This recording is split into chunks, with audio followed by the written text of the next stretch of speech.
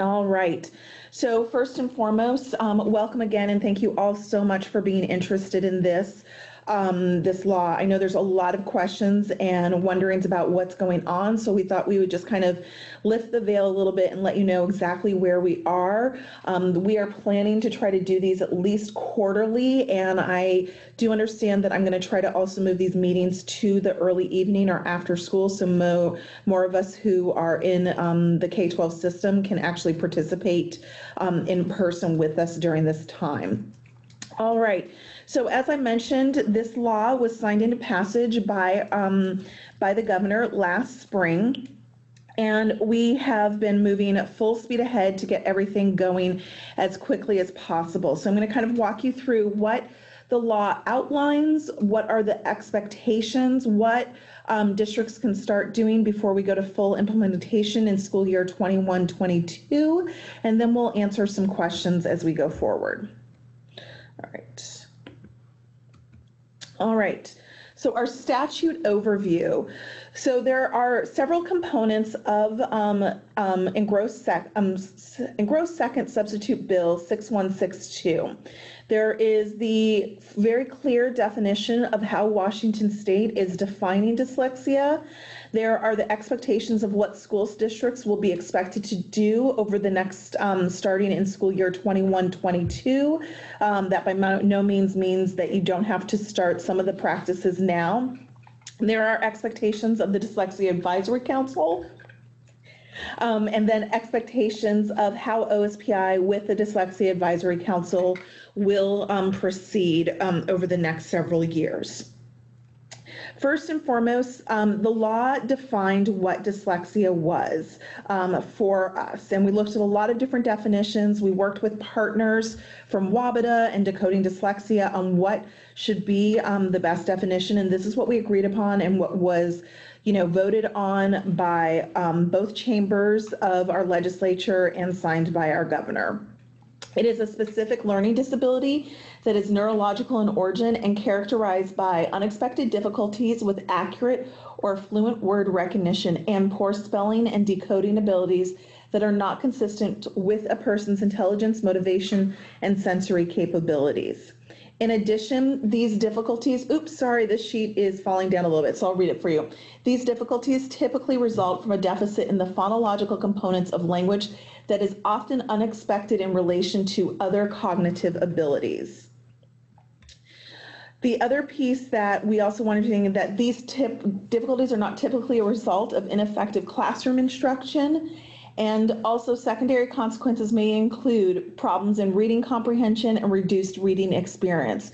And as we know that if you are not able to decode or to read a word, it makes it very hard to then at the end be able to actually understand what you read, and therefore kind of results in not really wanting to read or do a lot of literacy experiences. Also, this can also impede the growth of vocabulary and background knowledge. So those are the pieces that we really wanted to call out to understand that we know that for our students that the beginning start of learning how to read is about that phonemic and phonics awareness and being able to decode and understand how the letters in American English work together to create our rich vocabulary. And that point is our launching point for our students to become strong readers, engaging with in discussions, and also feeling comfortable with writing to do all this piece. So this is definitely that piece where we want to kind of work with the foundational skills. And get everyone on the same page. And as Alicia just said, and get everyone on the same page in her whisper. Okay, thank you. All right, so one of the pieces that we called out, and we got permission from Nancy Young to do this, is that we know that there's a lot of discussion, and I get asked this question pretty much on a regular basis, is how many people actually have dyslexia. And I know that the percentages vary anywhere from 5 to 20%, and that's a wide swath.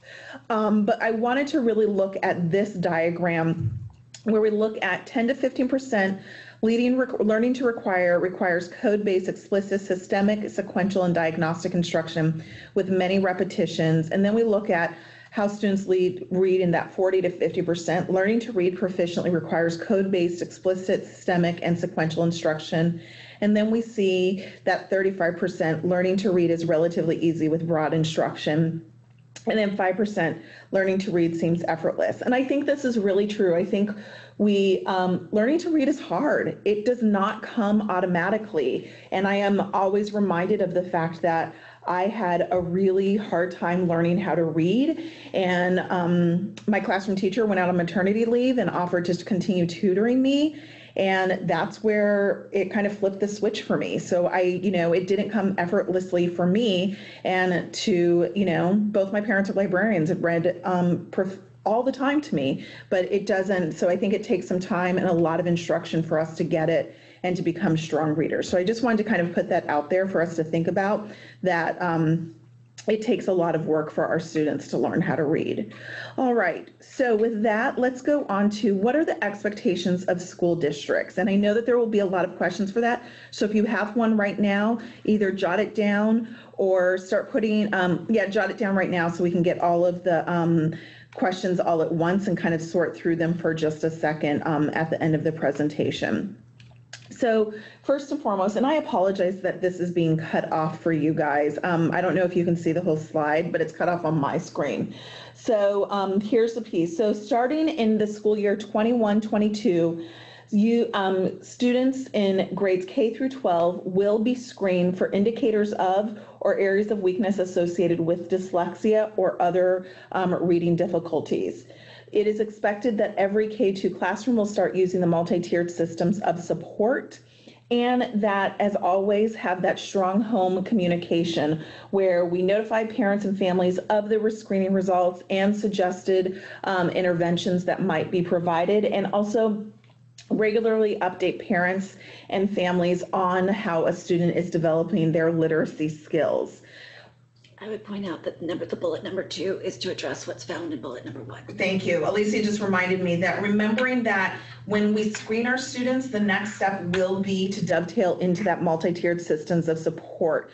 And as you know, there's been a big push from OSPI with some of my other colleagues in different departments to really start getting us to understand what is happening with our students and how to use multi-tiered systems of support.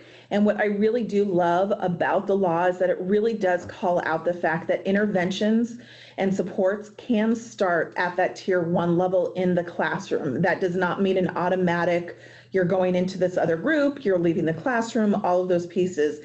And we do that for a lot of reasons. One, because we know full inclusion is the best and most beautiful practice for all of our students. And when I mean all of our students.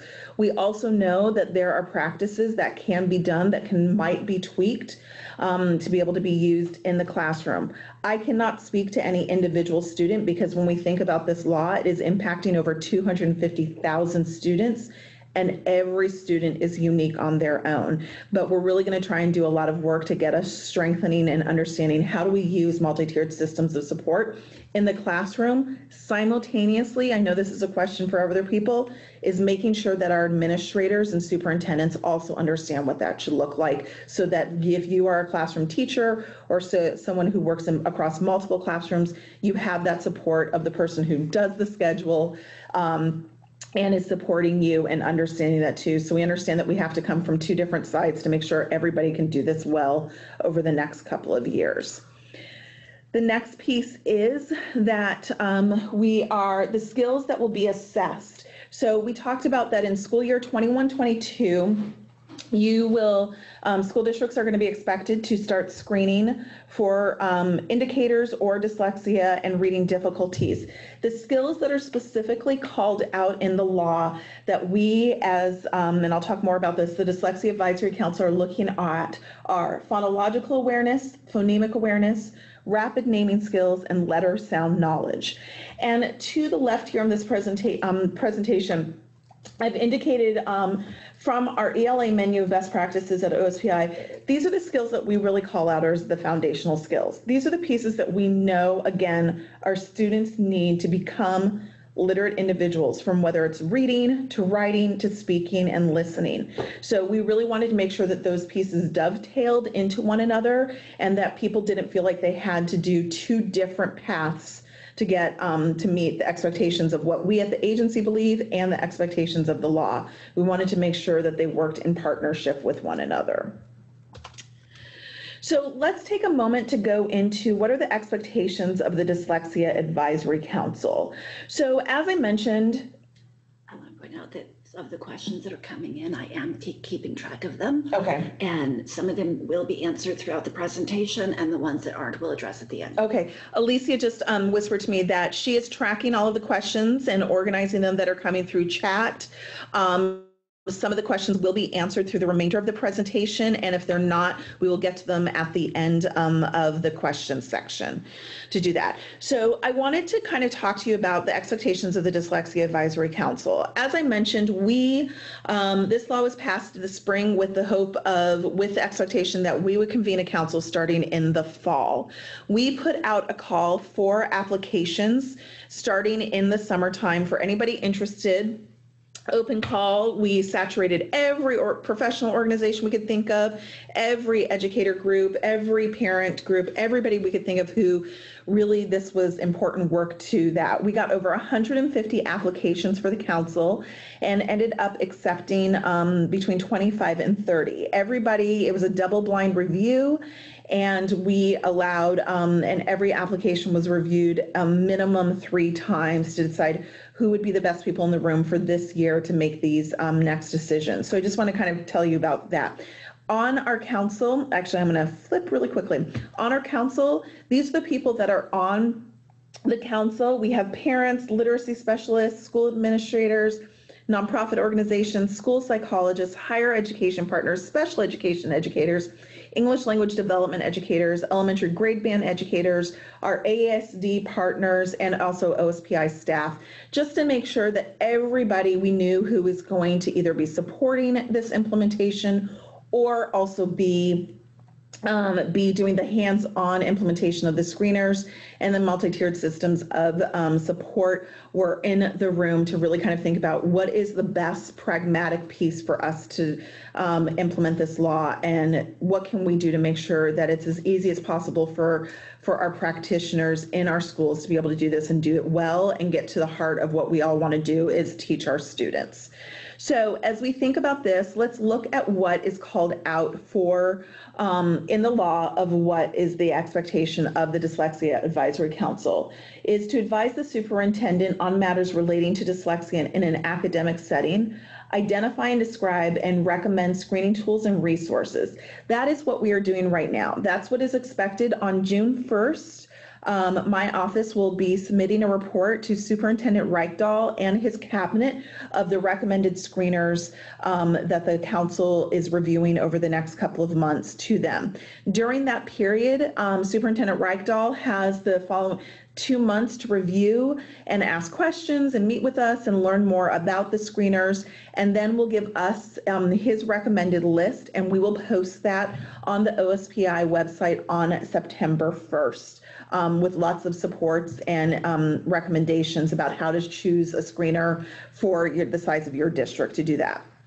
The one piece I do want to give out is this caveat, is that the law requires the Dyslexia Advisory Council to review and recommend tools, but because Washington State is local control, school districts do not have to choose one of the recommended tools. They do have to follow the best practices, which I'll talk about in just a minute, to select a tool if it's not on the list that we recommend. So we'll talk more about that, and we'll make that really explicit on our website for people to understand. And just so everybody knows, we are looking and we'll have information on the cost of the tools, because I know that's always a big question for everyone. The other piece for the creation of the Dyslexia Advisory Council was also that for this upcoming year, during school year 1920, the council is going to be looking at what are the best practices for screening implementation? What should it look like? I don't know. I don't have all the answers, but we're going to be looking at that. How does one go about learning and implementing multi-tiered systems of support? What kind of educational information should be given to families? How do we address that What are, maybe from the basic to helpful hints, how to have a conversation, to other pieces. And then also we're going to start thinking about how do we address students that are not captured at the heart of this law? For our students that are in grade 4, grade 3 and above, how can we support them? How do we elevate our educators' understanding of what is dyslexia, and how can we make sure that classrooms have the right supports in place for students who are struggling with either indications of dyslexia or have been evaluated and have dyslexia. So that's where we're going to be going at that point for this piece. One of the pieces that we're very conscious of, and it's something that my office, along with our learning assistance program and other departments, have really talked about, we're very conscious of what implementation looks like. And we spend a lot of time reading about implementation science. And though it says school year 21-22 to start the screeners, these other pieces of looking at how you guys, how school districts do screening, that system, understanding multi-tiered systems support, enhancing communication with families are all things that can start now. And I'll talk about them more, that it doesn't all have to start in the 21-22 school year. And we would even say for us that implementation would say to start some of these things now so that you have those well practiced and well honed. So when that new piece of doing the screening is available, you're able to add that on effortlessly. But as I say, every school district is different, and they will decide what is best for them, their staff, their students, and families. All right, the other piece for us, so coming back to that current work of the council, as I mentioned, we are in the process over the next couple of months of reviewing proposals from vendors.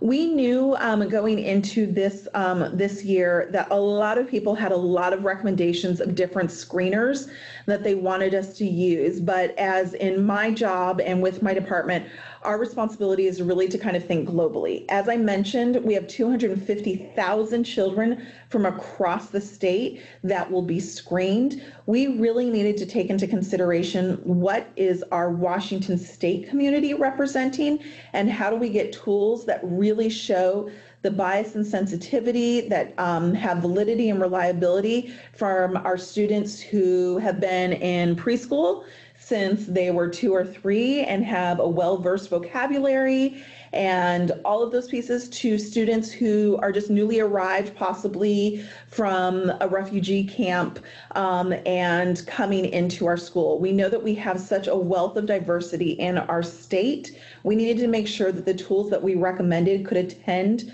as much as possible to the diversity of our students and experiences. So we put out a request for qualification and quotation, and we opened it out to, I think I personally sent out the invitation to over 100 different publishers that have been recommended to me, and I know that it lived on our website and also the state of Washington's open bid website for about 2 months.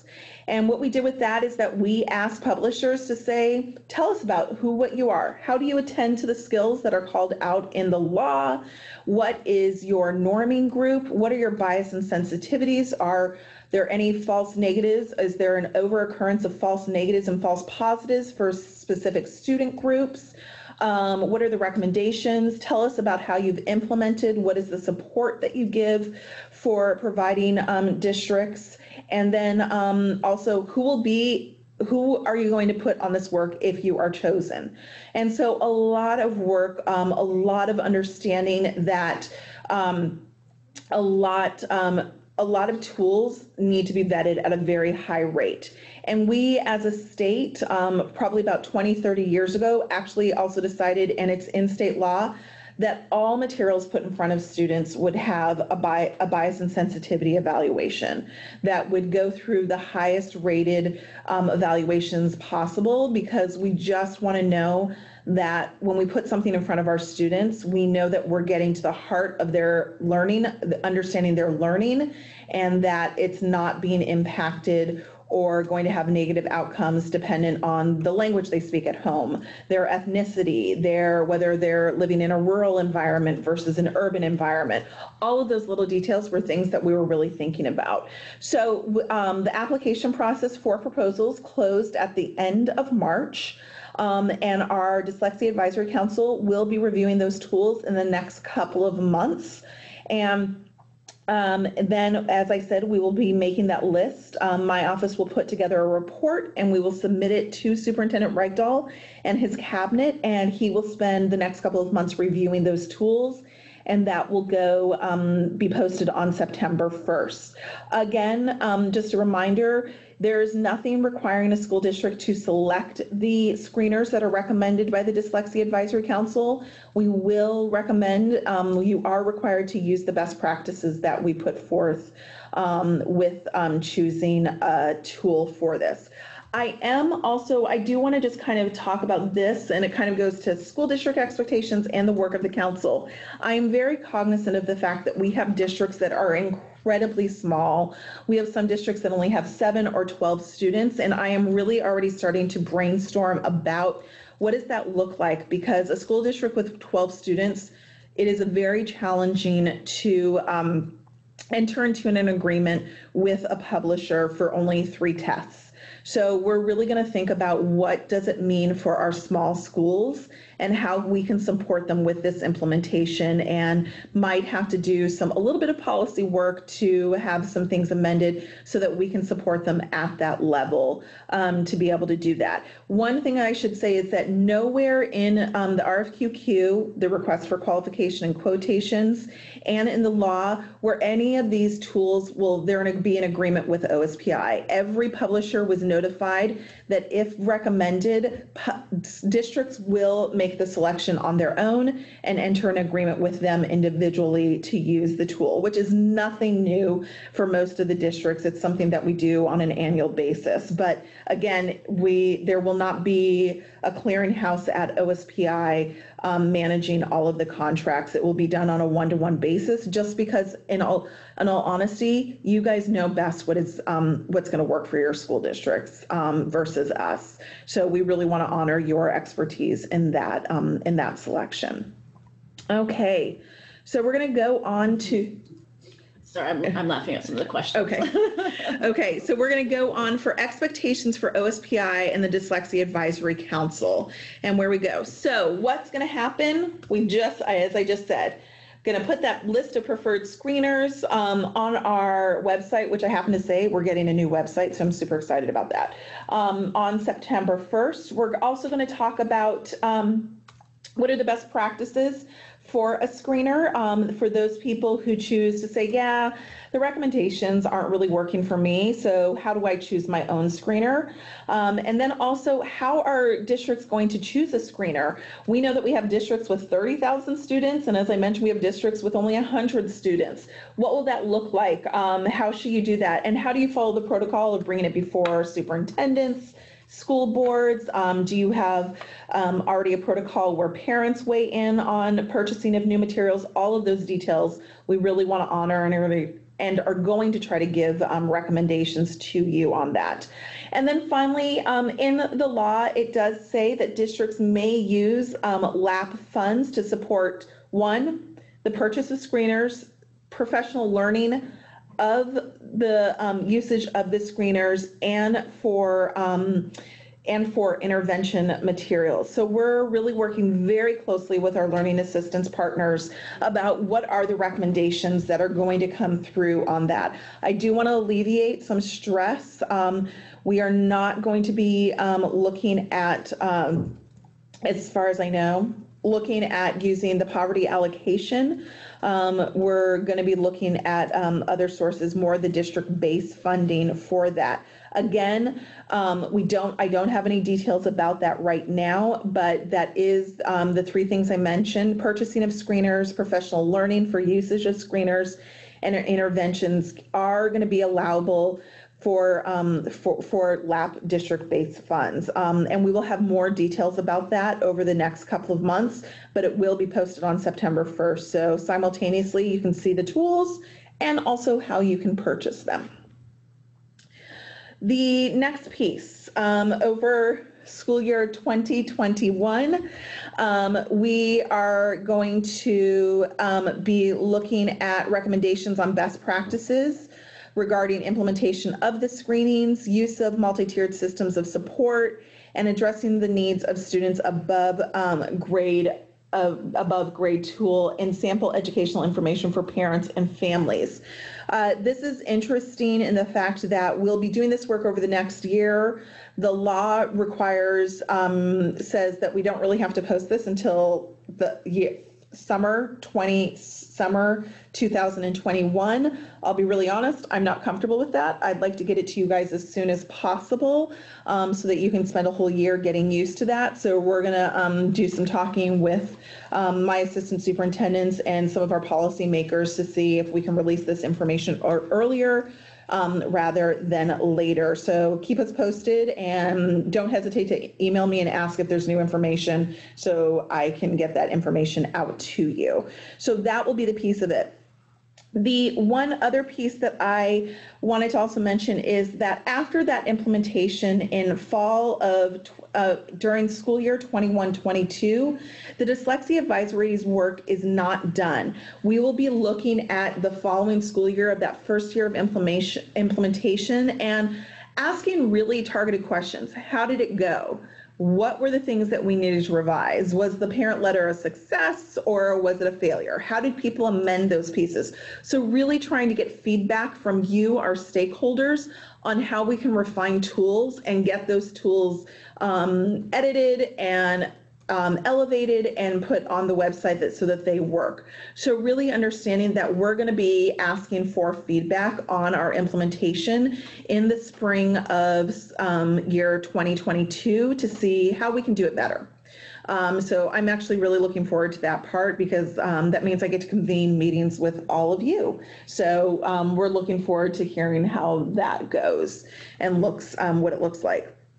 Now, I mentioned before a couple of times that the Dyslexia Advisory Council is recommending tools, but we also mentioned that under Washington state law, you do not have to choose those tools, but we are requiring that you use best practices for the screener. So these are the best practices that have been called out in statute for best practices for selecting a screener, and they are that they satisfy developmental and academic criteria that indicate typical literacy development or dyslexia taking into account typical child neurodevelopment, including validity and reliability.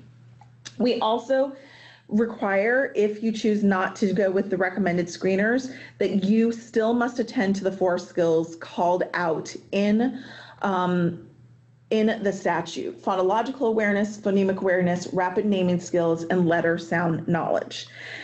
Now, those are the pieces that we're really asking for if you choose to select your own tool and embark on a relationship with a different vendor or publisher that we haven't recommended. We are aware that for our kindergarten students, they already have an initial inventory of skills that they take, known as WAKIDS, in the fall. We have worked with, reached out to Teaching Strategies Gold, and Karma Hugo, our early learning director, is on the Dyslexia Advisory Council, and we have a couple of different ways of hints where we can see that cross correlation between what's being asked for in the statute and what WAKIDS does. So that will be a piece to kind of think about that. Think about where you're already dovetailing into an already set assessment or inventory of skills before you start having to glom on a whole new group of assessments. I, more than anyone, am aware of the fact that this does take time away from teaching for our classroom teachers to administer the assessment, and also takes time away from our students from learning. So as much as we can minimize that and overlap with already existing processes and systems and assessments, I think will be a huge strength to for our students as they embark on their learning careers over the next few years. So we'll be trying to put, we won't try, we will be posting on our website how to take into consideration of those already existing state required assessments alongside what is now required for this early screener process. Let's see. All right. So one other thing, oh, this is 2021. Recommendations on best practices. I think, oh, this might be another thing. Oh, this piece is recommendations on best practices, implementation of screenings, use of multi-tiered systems of support. I just did this. We have 2 slides that look the same. Sorry, guys. Sample educational information for parents. So just again, we were super excited about this presentation. So how can districts prepare for implementation in school year 21-22? This is the question we get asked all the time. And these are the hints that we always give to everybody is create awareness about the expectations of the law. I am very aware that not everybody spends their days reading state law, so it might take a while to understand that. So that's why we're going to post this up so that you can see this.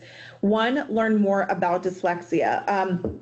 We are working really hard to try to either create our own Dyslexia 101 or also work with some vendors to try to get licenses so that people can access a Dyslexia 101. We're very conscious of the fact that there are lots of 101s out there, but not all are created the same. So we want to make sure that if we put our name on it, it's a really great resource for you and for your staff and for your colleagues to be able to do that. So hopefully we'll have some information about that come end of summer. I did request to the legislature for additional money to be able to create one or to outsource and purchase from one, and stand by. We're still waiting to see if I'll get that pot of money. The other piece is the multi-tiered systems of support. We have had the MTS Fest West, and we know that we're having MTSS Fest East, which is already sold out. We know that that is a huge piece around that, and I spent a lot of time at MTSS West talking with people who did implementation around the state. So it really kind of comes to that piece of what are multi-tiered systems of support? What is that tier 1 is our core instruction? What should be happening there across the board before we go into tier 2 or start thinking about evaluations and having students receiving support at that tier 3 level, kind of thinking about that. And so we're going to be working with our partners up in CISL, the Center for Improving Student Learning, and also other stakeholders to really strengthen this out and to try to get more resources up on our website to get us going. But bear with us, as I mentioned, we are getting a new website, and there's pretty much been a moratorium that we cannot update the website for the next couple of weeks or months. So, but definitely look for it starting in August. We'll have that there. And Alicia is looking at me, so let me see. Because this was one of the questions that was asked, so I figured this is a good time to add that on, that you had addressed them MTSS Fest, and I just wanted to add also that many of the ESDs also provide trainings in MTSS. Okay, great. So Alicia just whispered in my ear that a lot of your AESD partners provide workshops on MTSS, so you can reach out to them. You can reach out to me to get more information around that. And we're just going to kind of go try to do as much as we can to get information out to you as much as possible. The next piece, which is kind of my thing, former first grade teacher, developing a knowledge of foundational literacy skills. This is at the heart of every piece of that what we do, and we really need to strengthen this. And I know that there's a lot of conversation about what are the foundational skills. And to quote Tim Shanahan, when I had heard him speak, there is no negotiation. There is no, is phonemic awareness really necessary? Is phonics really necessary? As he said, the research has been done. We know what our foundational skills are. We know what it takes to learn to become a literate reader. And when I say literate, I do mean to be able to comprehend, not just word call. So the question is that do your team of teachers, do your administrators understand what it takes and the hard work that it takes to really understand the foundational literacy skills, and how do you move forward on that? And if you have questions, you need support around that, don't hesitate to call any of your literacy coordinators, your early learning coordinators, or the ELA office to kind of talk through what do we mean by foundational literacy skills. We are more than happy to talk about it, and I'm going to stop myself because I could talk about it for hours about that piece. Yeah, and Alicia is watching the clock for me, so I don't talk for hours. Okay. And then the other final piece is that provide time and resources for educators to learn about dyslexia and the foundational literacy skills. I understand that I can say, learn about dyslexia, learn about foundational literacy skills, but our educators need time. Our parents need time to be able to learn these new skills, to ask questions, and to get familiar with them and do all of that. So I think that is, time itself is a resource. So really kind of giving that time for people to kind of delve into this and kind of think about, how is this expectation going to shift or change our current system of practice, and what do we need to do differently, and what do we need to refine? And I say that knowing that this is not a small lift, and we know that it's going to require a lot of knowledge building and also a lot of flexibility of what does this look like when we start screening for new skills that maybe we haven't screened for in the past. I am hopeful that at the end, all of the information that is gleaned from the screenings will provide our practitioners in the classrooms with more knowledge to be able to strengthen their own instruction and skills, but also be able to enhance our students' outcomes in their literacy development. We have fact sheets, and I realize that these are live links for me, but not so much for you. So Alicia, do you think, you know what, I have all of your email addresses. I will email you guys a hard copy of this to everybody who wasn't there. So ORBIDA, which is the Oregon chapter of the International Dyslexia Association, has a really lovely fact sheet, which we got permission to use. Understood.org and NCIL have also given us permission to share their fact sheets. Alicia and I have spent months looking at them and making sure that they attend to the culture of Washington, but also give you really good facts. A lot of pieces around dyslexia specifically. I get a lot of phone calls about people's opinions, and that's not necessarily what we want. We want to be really fact-driven in this implementation around what is dyslexia, how do you screen, how do you evaluate, all of those pieces, not go with age-old information that may not be relevant or that research and evidence have shown is not the truth. In that place. I do have a caveat on the first one. Okay. Because I was the one who created the document. Okay. And they are trying to find the original to fix it. Okay. To add the word common before the word strengths and weaknesses. Okay. Common strengths and weaknesses. So not everybody experiences all of those. Right. So one thing is that not everybody experiences it's not like it's not like a punch list that if you have all 10 of the above, you must be this. They remember that the fact sheets are just generalizations of facts, not exacting for every individual student. And as I said before, we're talking about 250,000 children. Every child learns differently and presents differently in their reading abilities. The other piece we also wanted to drive you guys to is the idea of what we have already on our website, is that we have a list of the Dyslexia Advisory Council members. We have agendas and updates of what has happened in our 3 previous council meetings. We have the Dyslexia Resource Guide, which we're hoping to update in the next year or so. We also have other resources. English Language Arts, Menu of Best Practices, our Pathways to Early Literacy, looking at the developmental progressions of our students when it comes to literacy development. Also, the Equity and Civil Rights, special education. Yes, occasionally I have to refer a district to, conflict management, not always, but sometimes. And then also, I really wanted to call out the Dear Colleague letter. This was written by former Secretary Arne Duncan under the Obama administration. And it really calls out the fact that there's a piece that some schools think, some personnel a school doesn't think. Some individuals still believe that the word dyslexia cannot be mentioned in an IEP meeting, in an intervention meeting, or in a 504 plan meeting at all.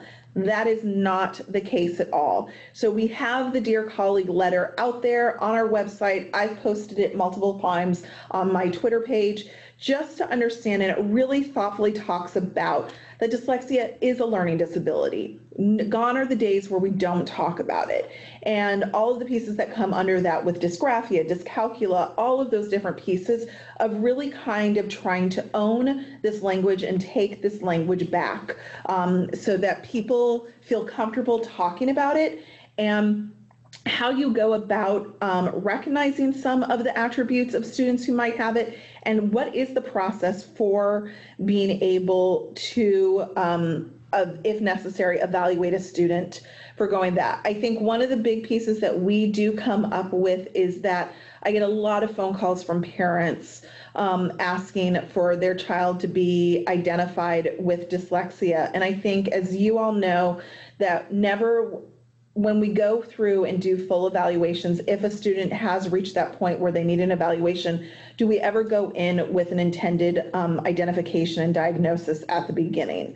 So just really kind of honoring the fact that parents are coming from a good place, and the partnership between the two really will strengthen the student's knowledge. But that's where kind of the Dear Colleague letter comes from, is that we can say this word, we can talk about it, we can think about it, we can evaluate for it, and we can support our students who do end up being identified with dyslexia to move forward in their education career. So with that, I am going to pause, I'm going to pause and mute myself for like 2 minutes or a minute or so. So do a stretch break, grab a glass of water, and I'm going to come back and answer questions for the next 15 minutes or so.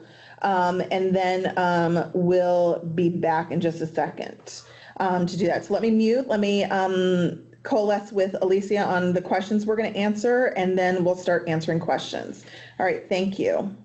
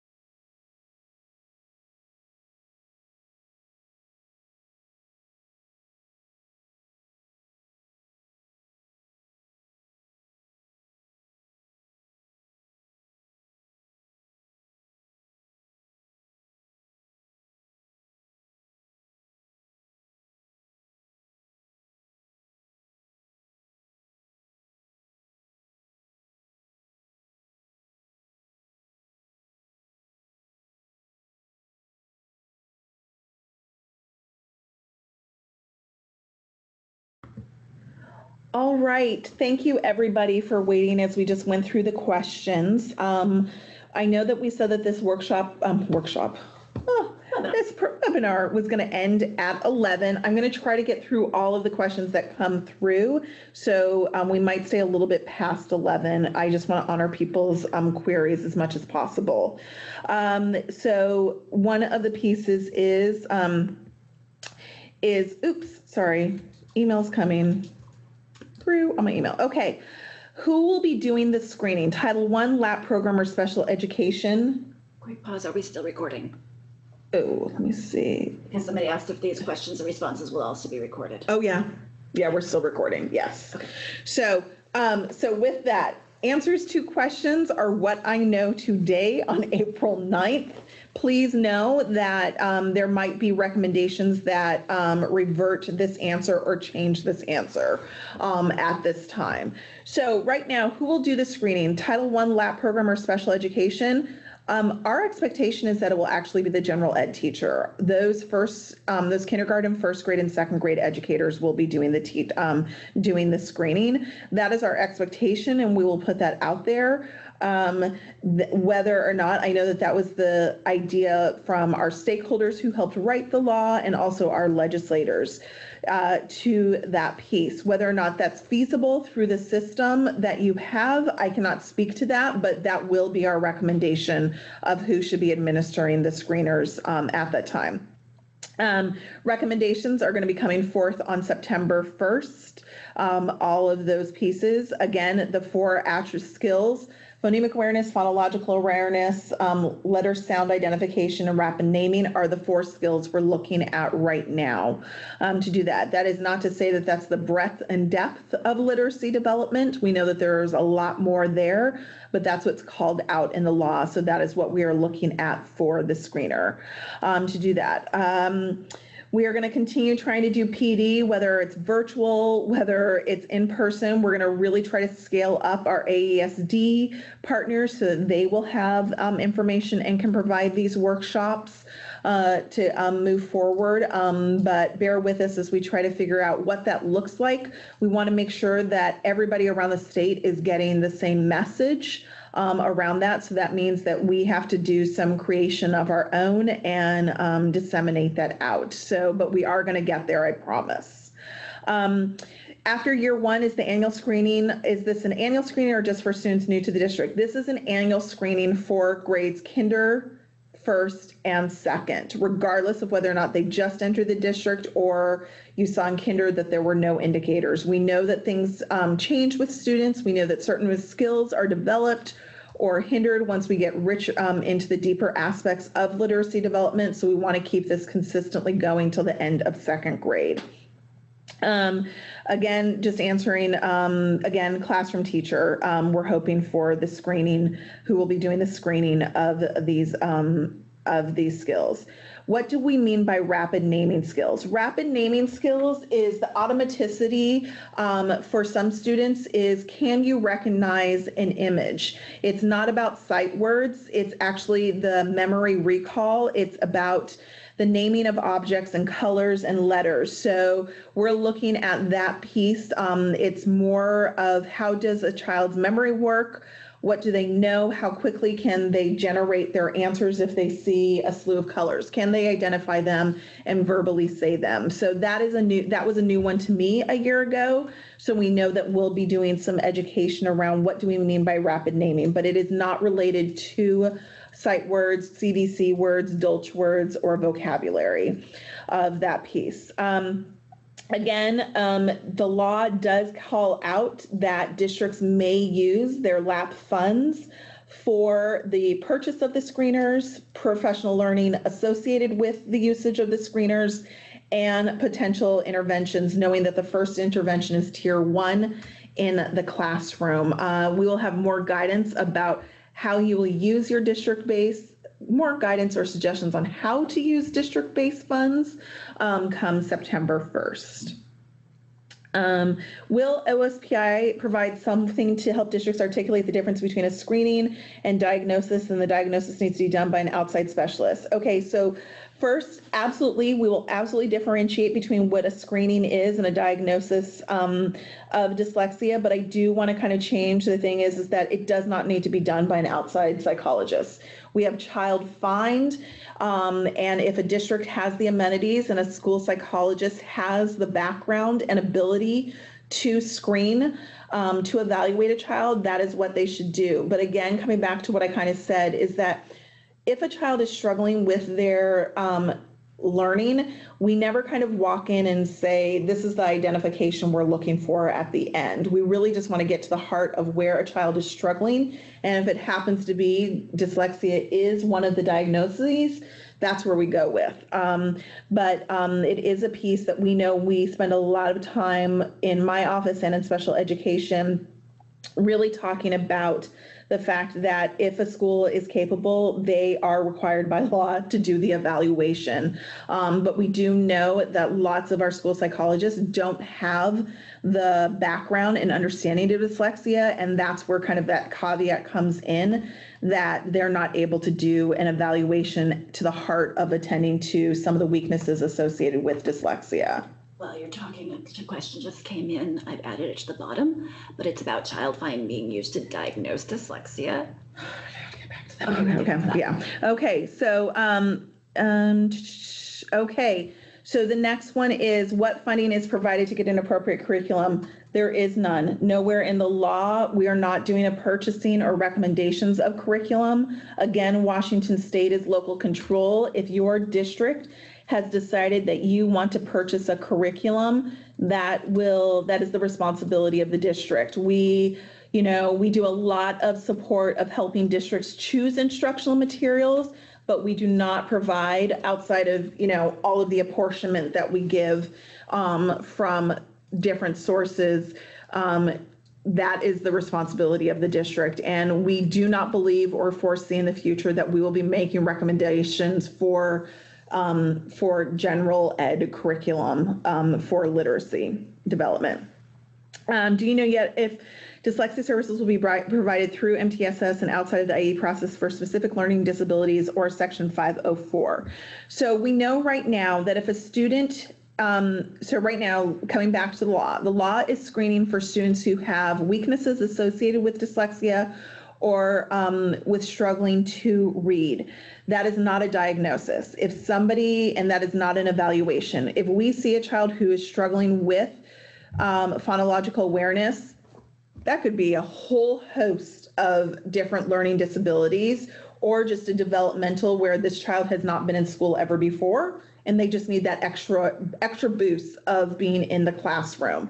So that is the pieces. That's why we're doing this as a screening. How do we support students? These skills call out that are commonly associated with dyslexia, but could also be indicators of other learning disabilities at the same time. So the piece is that the law asks for everybody to use multi-tiered systems of support. So if you see a student who has a weakness with phonemic awareness, that does not automatically mean they have dyslexia. That means they have a weakness with phonemic awareness. What do you as the gen ed classroom in that tier 1 do to support them?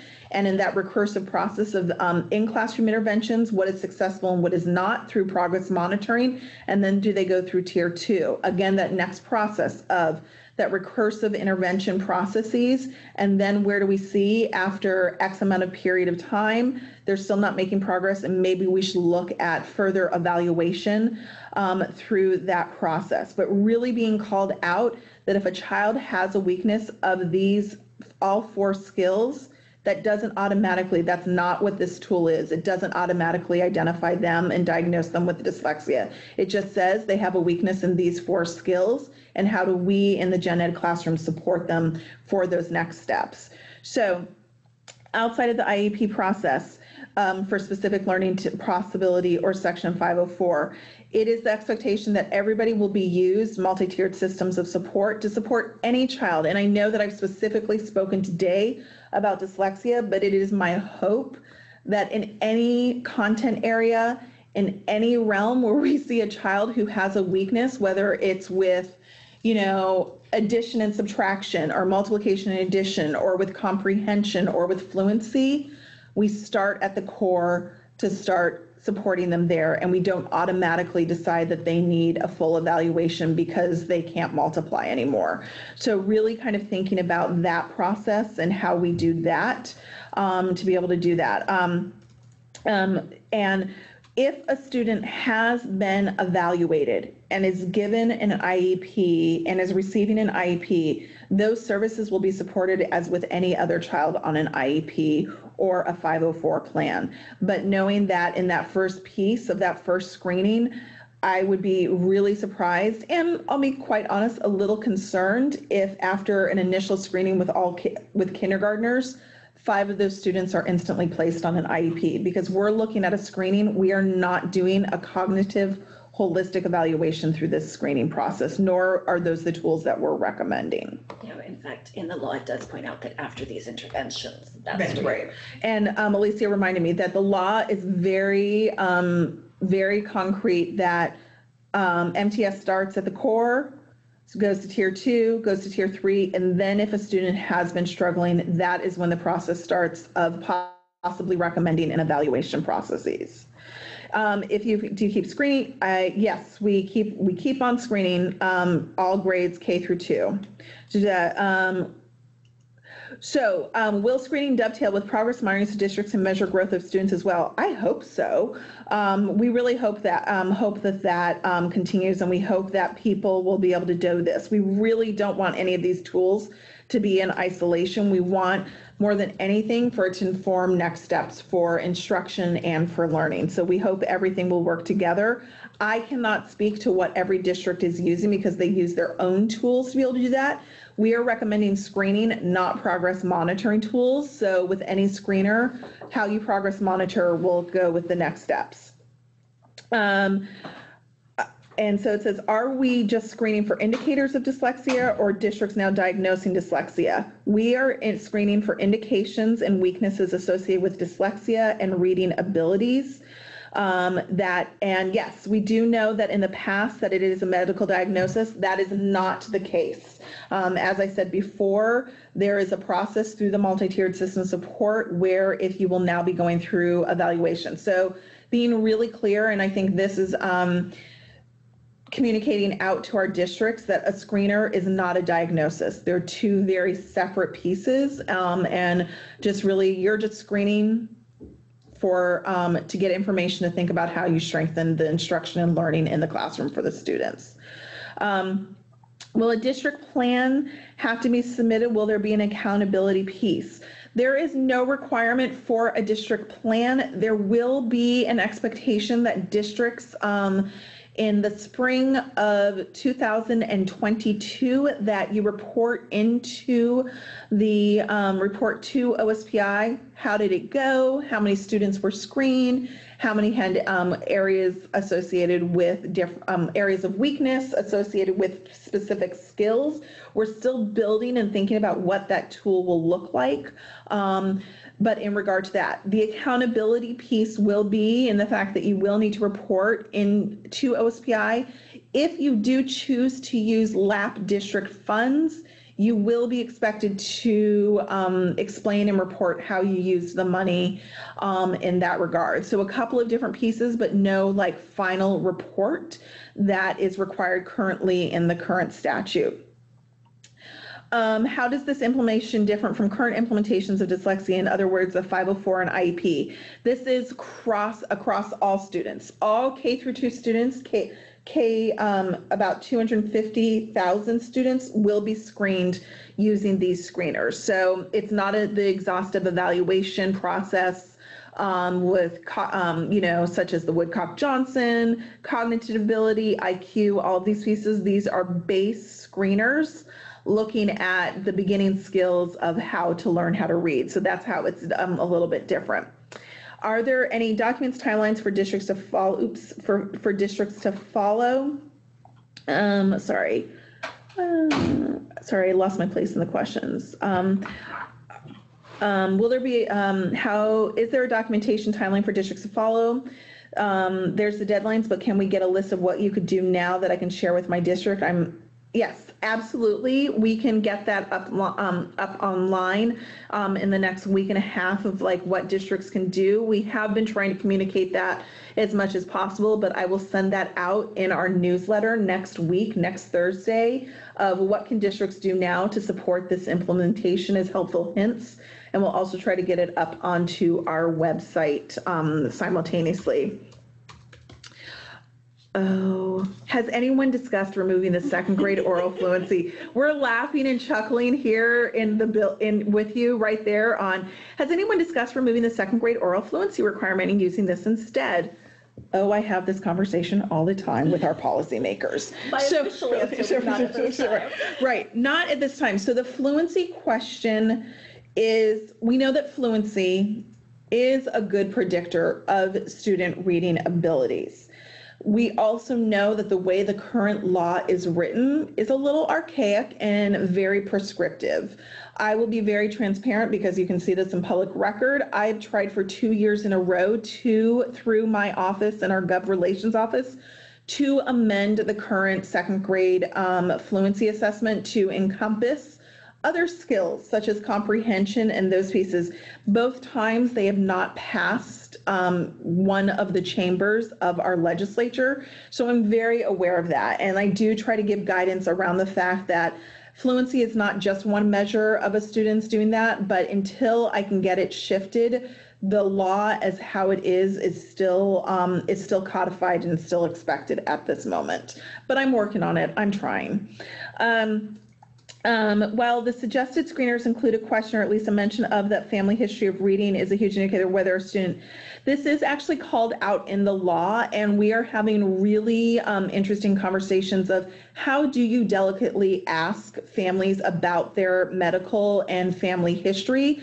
For some of our communities, especially our communities of color, this has been, family history is a very delicate thing because it's been used not in the most positive light when it comes to education and medical history. So we're really trying to think about, when do you start asking about family history for this? Some people are more than happy to volunteer that information and have no problem. Other people are not as hesitant because the system historically has not always been positive with that information. So we're really trying to figure out, after this, if you see, if you're screening a kindergartner and you see 2 out of the 4 skills, a weakness there, we don't know why a kindergartner has that weakness. Is it this is the first time they've ever been in a school site?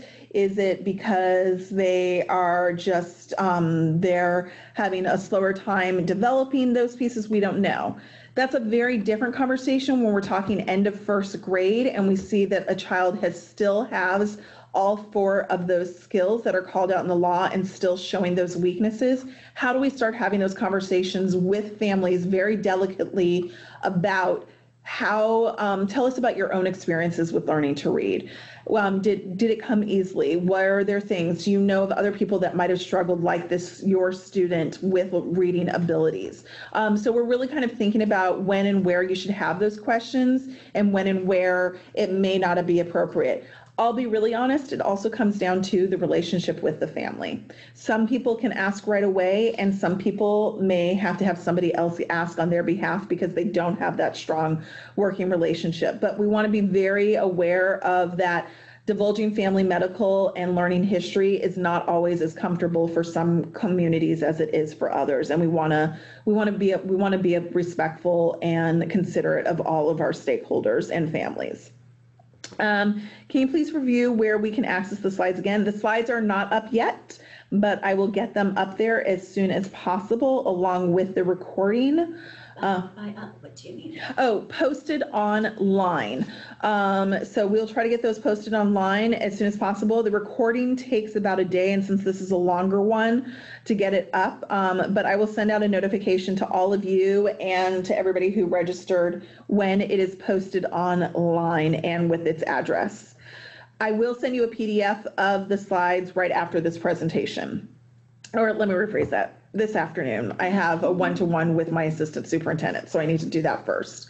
Recommend curriculum for intervention purposes once the students have been diagnosed. We will not be recommending curriculum. Let's see. Next Questions, who will be diagnosing a child? I keep using the word diagnosing. Diagnosing is at that evaluation process. That school districts and staff cannot diagnose dyslexia. That is absolutely correct. Nobody should be diagnosing dyslexia without a full-on evaluation by a psychologist. But it's the same thing that schools don't diagnose autism. They don't diagnose ADD. They don't diagnose these other things. And yet those terms we use all the time. Right. So Lisa just said it's kind of the same idea as that we don't diagnose autism. We don't diagnose ADD. We don't diagnose different pieces that we say all the time. So it's the idea of that it's a full evaluation. Some school districts have the bandwidth with for a specific learning disability. Some school districts have a school psychologist that absolutely has the knowledge band to be able to do this. Some school districts do not. And that is where we understand that there is a hard piece of trying to figure that out. But as with any other piece, if we see a student who is really struggling and we do an evaluation, that can be done. We do that all the time at schools for students under IEP. So, but I want to be really clear.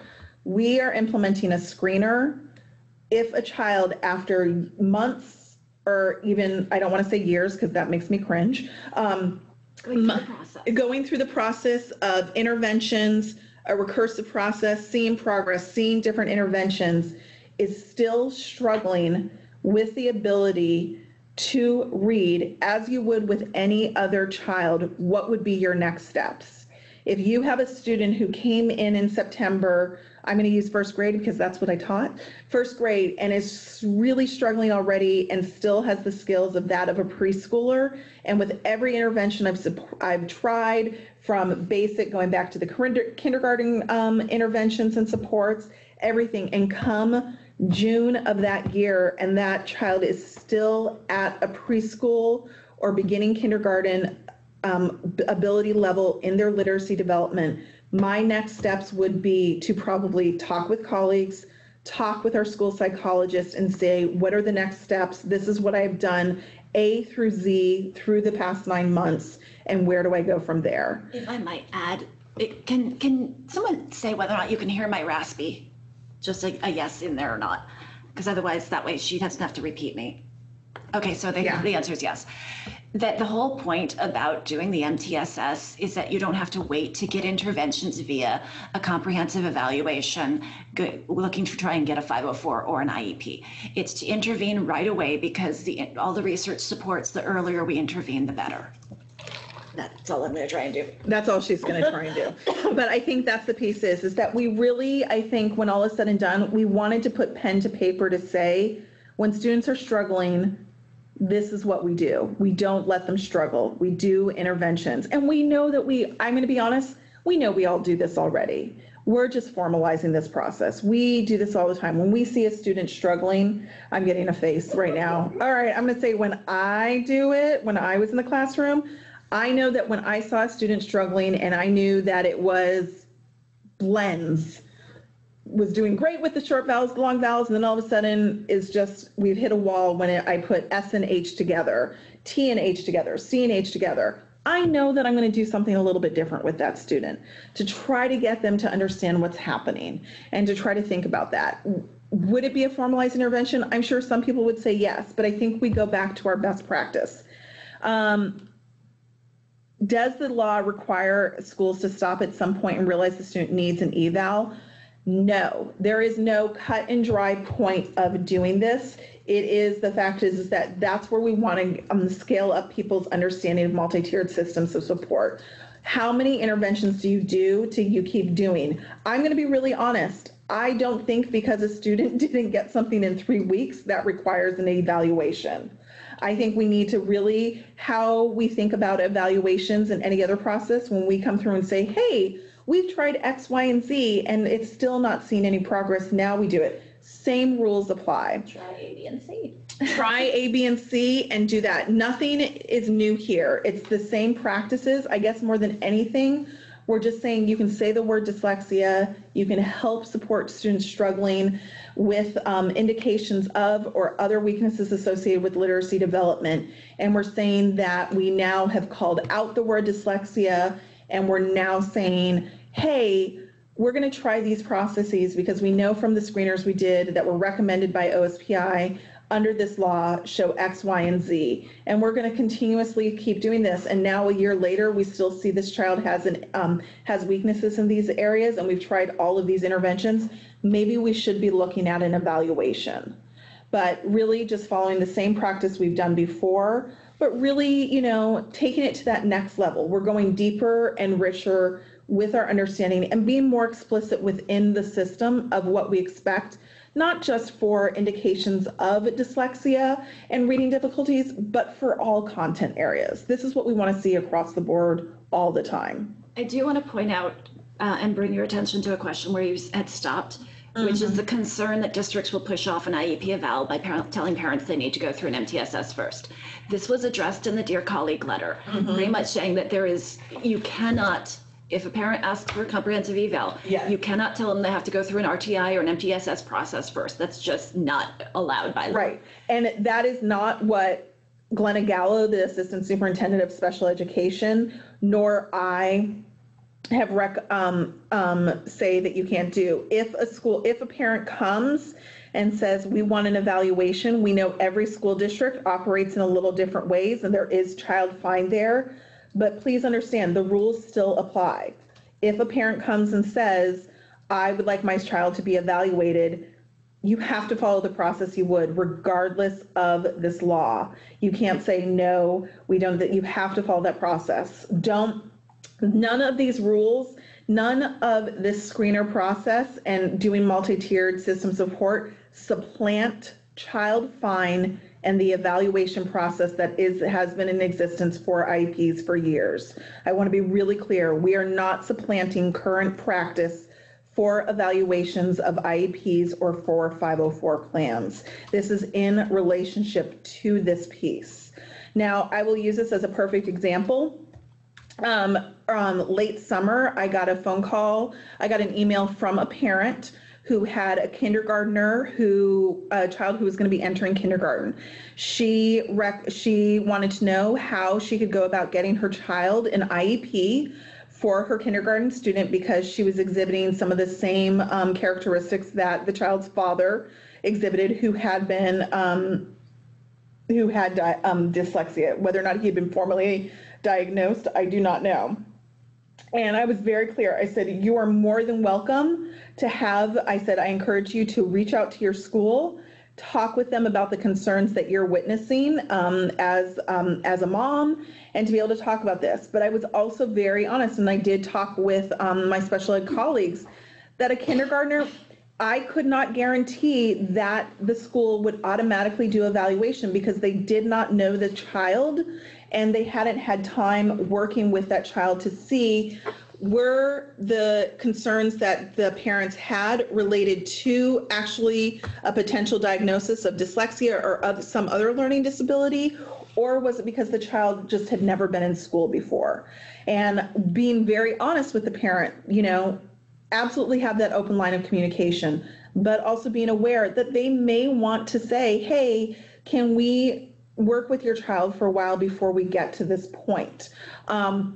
And so I think that's the pieces that I really try to talk with parents about, is how important it is to talk with you all at the school level, and also to really understand that that if you request an evaluation, the rules are still the same, but you will have to follow the process of what the school has laid out. And I know from talking from so many of you, every district has a different process. Some districts automatically start the evaluation process once a parent requests. Some actually have a meeting and say, let's look at why are you requesting this? Have processes gone through? What is that going through? But school districts cannot use this law as a stopgap from doing evaluations to do that. Okay. They go, can you state the 4 areas? Yes. I did. Already done. Okay. Can we just be transparent and tell families the reason we're asking about family history is because reading struggles being hereditary? You can. I'm sorry. You can. I'll be really, you can. That doesn't, I think we have to understand that there are communities even now who, when they talk about family medical hereditary history, are taken advantage or the system uses it in a negative way. If I can address why this is put in, as you say, yes, we do know it's very hereditary. But speaking of the example of Oregon and how they've done it, Era was referencing earlier that what we could do is look at what point in the process do we ask that question.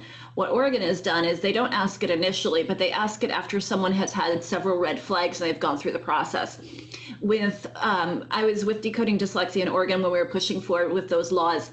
And one of the biggest points we wanted to say is, yes, we understand that question is difficult to ask, but at least make the teachers aware of the hereditary element so that when the parents volunteer this information, it is listened to. Right. And I think Alicia makes a good point, is that our understanding that it could be hereditary is a huge boon, being able to do that.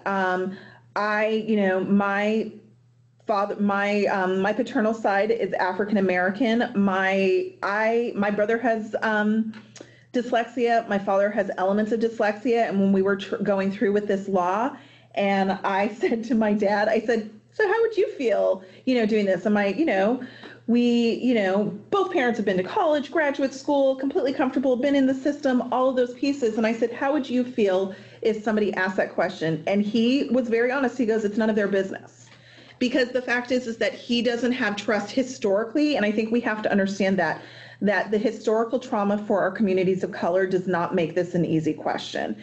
And I'm not saying you don't ask the question. I'm just saying, please be cognizant of the fact that not everybody's going to find this question be receptive to this kind of question. That's all I'm saying is that please walk that delicate balance of knowing that not every family is going to respond with well-intentioned good faith when asked this question. That's all I'm saying. But we do know it's hereditary, as I just mentioned, my brother and my father, all of those pieces. So I think families knowing, educators knowing that it is hereditary is great information. I mean, that great little piece of like when a parent says, yeah, I struggled with reading too. Great, that just gave you a whole bunch of information right there that you can dine out on for a little while. So for SPED, I realize we're at 11. Oh my God, we're at 11:20. Sorry guys, I didn't realize we'd been going for so long. So for SPED, the students still qualify under SLD and district could add the screening results into the evaluation. I would hope so. I would think as you're doing an evaluation, you would include every information you can. Okay, so my school used RTI to say they were working on one thing to help my kid, but it wasn't enough. Does the law require schools to stop at some point and realize the student needs an eval?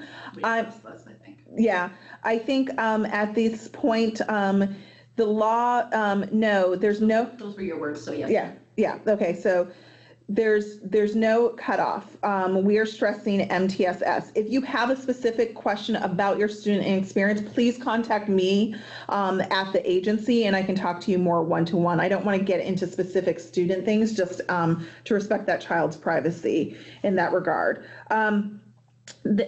Then we need to get education to parents. Yes, we're very aware of how to that's the big piece we're working on next year is how do we get information out to parents? And we're really going to use this as a proactive moment to really talk about what are literacy skills? What are the pieces that not try to be that every child possibly could have dyslexia, but really what is typical literacy development and what does that look like? And if you are seeing red flags, what can you do? And how should you communicate with your school, with your pediatrician, all of the people that provide support for your student to make sure that. So we don't want to guise it under every child has this diagnosis. We want to kind of put it under the guise of what is the most proactive way to ensure and understand literacy development in children. I just tried to take notes of you. All right. Let me see. We'll have this in where schools aren't helping. Okay. I'm going to leave that. The chat will be available. The Arnie Duncan letter is, yes, the Dear Colleague letter is there. It is on our website if you go under Understanding Dyslexia on the OSPI website, if you scroll down on that main page, you'll see the Dear Colleague letter.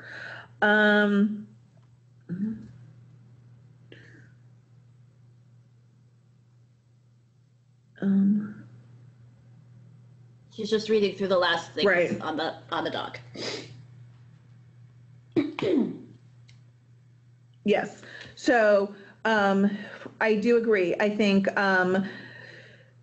we do need to let parents know. I think there is a way to say that, when children struggle with reading, sometimes we might notice that this has an overlap, that there might have been parents that struggled with reading and having that piece. I think there's a way to really get that out. And I agree, not just a pamphlet and a video. I agree. We're trying to get as much multimodalities out there so that everybody can access it. We also need to really understand that the predominant amount of our students, we have about 20,000 students who are learning English